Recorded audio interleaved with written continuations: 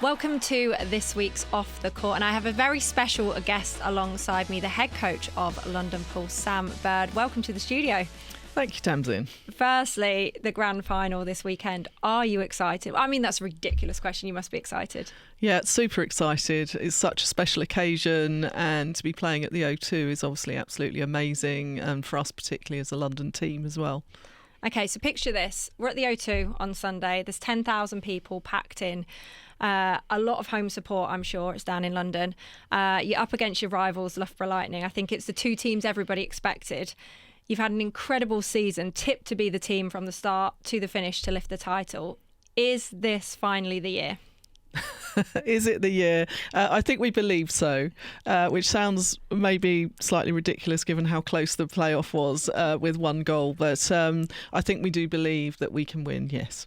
So what's the difference then? Because we've seen this young Pulse side grow. You joined them back in 2019. The 2020 season was a write-off with COVID. We've seen you build. The last 3 or 4 seasons, it's been semi-final, final, semi-final, then final this year. All those previous losses have been to Loughborough Lightning. Sometimes the story's almost written, but what is the big difference for you as the coach? I think a genuine belief amongst players. I think before we'd sort of hoped that we could win or felt we could do it on our very best day. But now I think there's belief in the squad that if we play to our very best, we should win. And that's a different feeling to one we've ever had before. And I think there's sort of a sort of mindset change that this is a final we're relishing being in, and we're there to give our very best to the club and the fans. But we do believe we can win. I want to pick up on that belief. Do you think it's something you can't just buy in? You can't just say at the start of the season, you can't get a team psyche in necessarily. You can address certain pieces, but does that belief just come from the time you have together, the experiences they have on court, being in finals and semi-finals? I mean, the disappointment last year of that semi-final loss was huge. Yeah, absolutely. I don't think there's any quick fix with these things, and that we've got a really strong core of players, as you know, that have been with the club now for sort of 4, 5, 6 years, and they've sort of grown up in our club, and so they're very well connected, but they're also very well loved by our club, and we do a lot to support those athletes off the court as well. And I think the new players that have come in have sort of freshened up that ambition, but the core players have been through those heartaches and have still stayed loyal to the club and really genuinely want to win for the club. And I think that's still possibly slightly rarer than it was maybe a few years ago, and it's a really great privilege for all of us to be with the club and trying to win. So yeah, I think the time spent, heartbreaks, heartaches, sleepless nights, all of those sort of things that are really difficult to get over make you stronger, and just sort of bring that drive that it's definitely there within the squad now. I want to talk about the core group then, because that's also lovely, and it's, you know, I absolutely agree, you have to go through those moments keeping that group together. But I mean, your defence end is, I'd arguably say, one of the best defence ends in the world at the moment. We'll get to Fumi in a second, but they always say defence wins you championships. You've got the best defensive record in the league by over 100 goals at the end of the regular season. I mean, you've got to be proud of how that unit is standing up and delivering every week. Yeah, well, it's sort of got everything. You know, you've got Hallie in there, who's a really deep thinker, and she has a lot of thoughts about how to keep driving this defence to improve. Fumi is Fumi, but it is outstanding, and it continues to improve. And her knowledge of the game and her game courtcraft has really improved, particularly her game with the ball. She's always been a great sort of ball stopper and ball winner, but her game's developed with what she can do when she's got the ball in her possession as well. And then with Zara at wing defence, often overlooked, I think, for how much amazing work she does in terms of sort of shutting down the feed and really providing those opportunities for the players behind. And then we've got Tyler and Gracie, both very tall, rangy centres, both new to the team, but have really come in and sort of understood our box structure and our 1v1 structures, and I do think they're pretty formidable. And then we've also got a nice change up with Darcy, and every time Darcy comes on, she wins balls. She has really strong spells in the game and provides quite a nice contrast. So I think it's sort of the intellectual development and then the trust they have. And they've obviously been together a long time now. So some of this work is almost telepathic now, that they know what the other's going to do and they know their strengths and their work-ons as well. So they've sort of helped each other develop as a group, which has been really, really good. You talk about complementing each other. I mean, just what Fumi brings to the table is unreal. And it doesn't take away, like you say, everyone's found their role. But I watch you guys and you're probably the only team that can switch that early, your goalkeeper, goal defence, in open play, and it still be almost more successful with Fumi going in and doing that one-on-one job in the shooter. I'm not sure there's another goal defence in the world that can do that. Did that just develop naturally, or is that something that, it was let's play to Fumi's super strength? I would say working closely with England Netball as well. So we obviously want Fumi playing brilliantly for England as well as for club. And so those sorts of switches have been sort of worked on in the England environment as well. And Fumi, say she's a student of the game. She watches so much netball. She's really always looking to improve and work with the unit around her. And I think that ability to switch, whether she's playing with Hallie or Raz or Fran or whatever that back end looks like for England, she wants to be able to work well with all of those. But I think obviously she's worked with Hallie for so long now, and Hallie's a really good communicator at the back, so she really helps for me to make those good decisions in those good moments. So it's a partnership that's very, very strong, and they absolutely have each other's back on the court as well. I don't know if you are heavy on the social media, but if you go on to X, the netball platform, you don't go a week without Fumi's going to the SSN, Liv's going to the SSN, this is happening, that's happening, these players are going to the SSN. Fumi's not gone to the SSN yet. I mean, I just want to pick up a little bit on that, because every player I have in here, or you talk to a young player coming through, 90% of the time that's still the dream. And yet Fumi Fadoju every year turns back up, back in the pink dress, back playing for London Pulse. What's the secret to that? I think partly, I think everybody forgets how young Fumi still is. So she's still got a lot of growth. But Fumi's a Londoner. She likes home. She's very connected to London. She's connected with her church, her friends. She's connected to our club.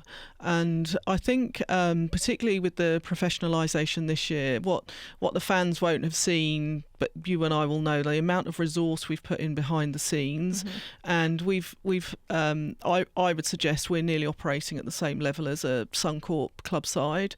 So we've now got 10 analysts, we've got S&C teams, we've got physio teams, we've got major resource behind, our own nutritionists, we've got really strong behind closed doors sort of multidisciplinary team that's helping Fumi continue to improve as an athlete.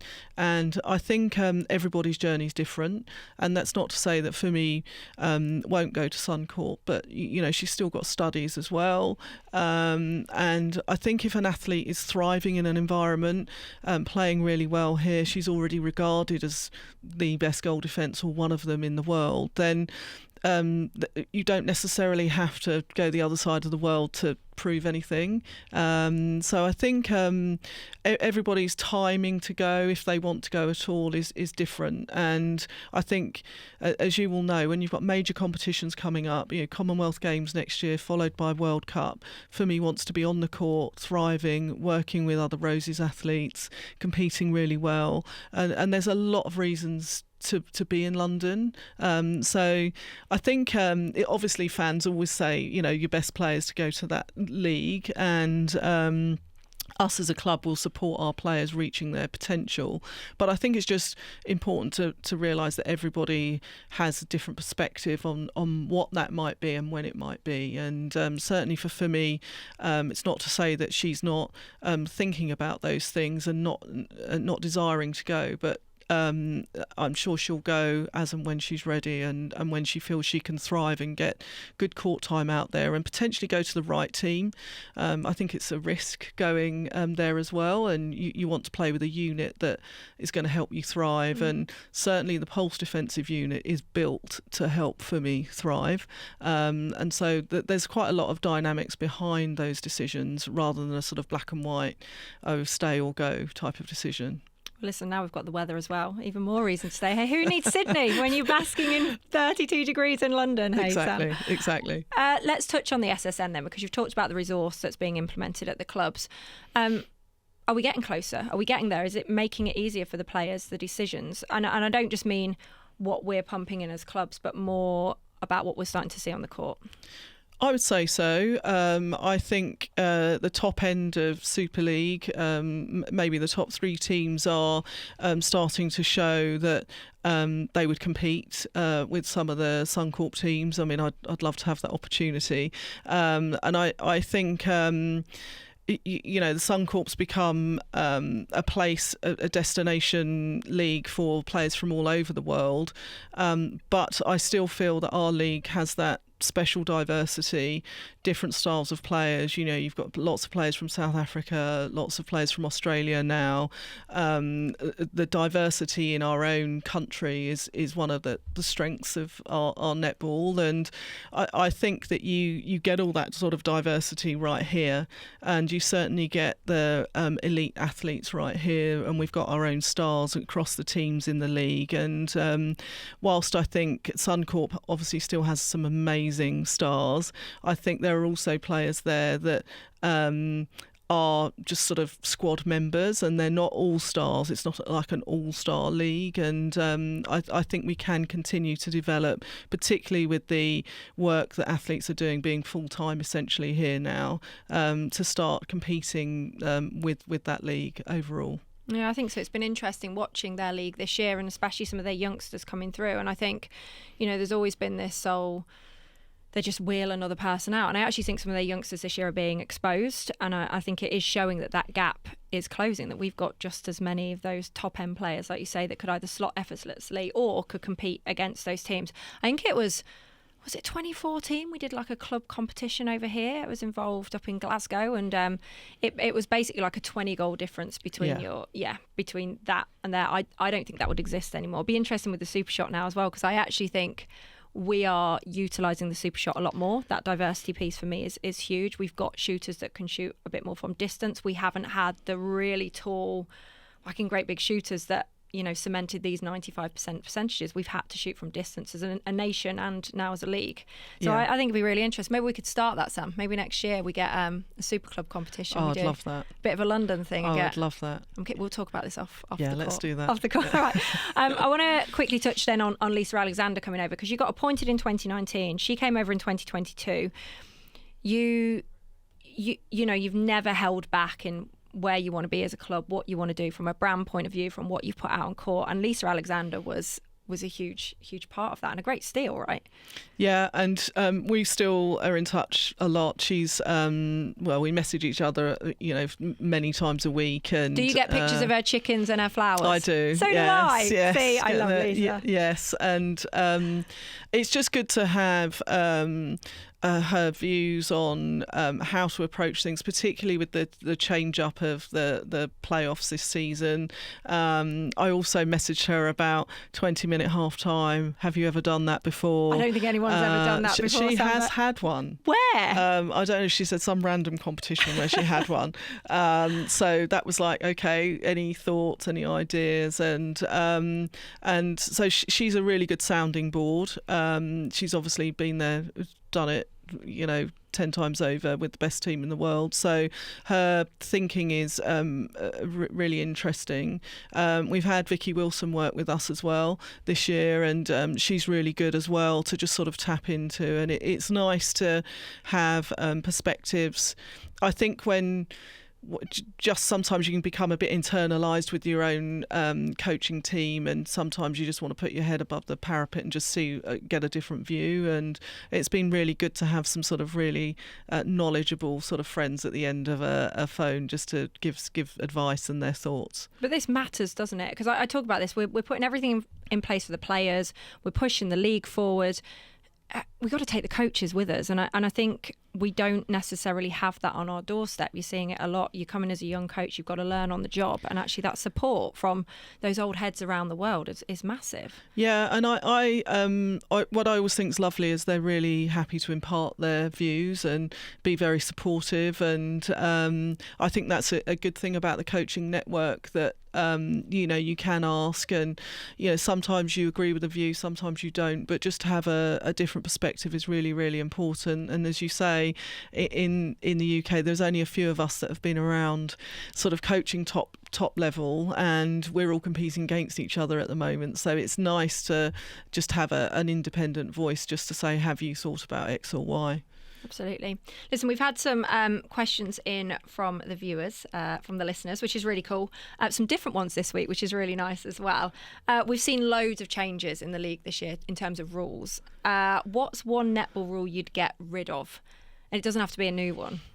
The captain's tag thing, which I think we've sort of got rid of. We're not having that in finals, are we? It disappeared for playoffs, which was really good. So what would I get a serious one to get rid of?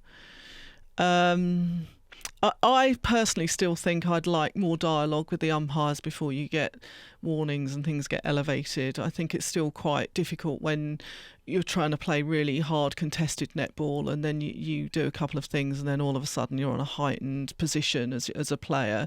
I understand the safety point of view, but I think it'd be nice to have more dialogue and give players longer to adjust to what the umpire wants, personally. I'd get rid of attacking contacts, but anyway.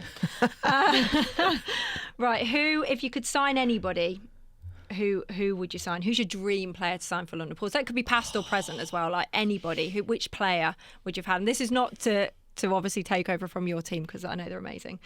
Oh. Who would you have? Gosh.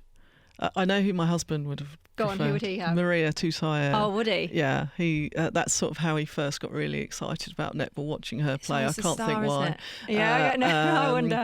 But I think she was probably one of the goal attacks that sort of brought long range shooting in. She was sort of ahead of her time. Can you imagine her playing now? I know. With the 2-point shot? She would be even more ridiculously brilliant than she was. So I think just as a sort of top class long range shooter, I think she would have been amazing. She would be absolutely brilliant. I mean, look at Helen Housby, how she's thriving as well. So last question then, what's been the biggest surprise to you this season?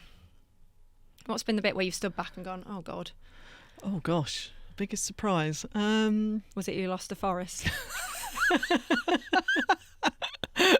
Yeah, possibly. It was ours, Sam. We were hoping for you to get a win that day. Yeah, Rolene. God, she's so kid, good. I mean, she's this just too good. Taking nothing away from Forest, they've been incredible all season. But God, yeah, you weren't helping us, and neither will Loughborough. But thanks. No, for that anyway. we had it was an interesting game. What was the question? Biggest surprise? Biggest surprise this season. Has been any moment where you step back and gone, God, I wasn't expecting that. I mean, ours was probably our 4 injuries. Yeah. After the 4th operation, I was over it. Yeah, I mean the 4. I mean that's ridiculously bad luck. I can't think of one.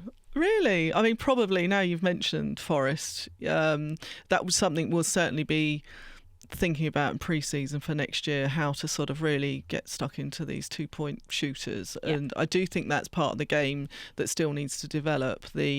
Everybody focuses on the attacking side of the 2-point game, but I think possibly one thing that Suncorp is still doing better than us is how to defend the 2-point shot. Yeah. And so that would be something that I'd be looking at. And when she's got a hot hand, she's just unstoppable. And you've got the players, I'm pretty sure, to be able to sort that out. Listen, let's look ahead to the weekend then. It's 2-1 across the games. We had that absolutely dramatic last gas winner in the major semi-final, which was amazing.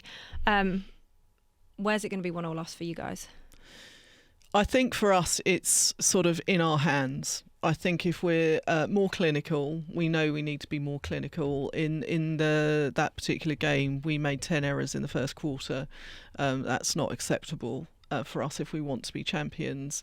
So I think if we're more clinical with ball in hand, I think we'll be okay. But if we're not, we can fully expect Loughborough to punish us.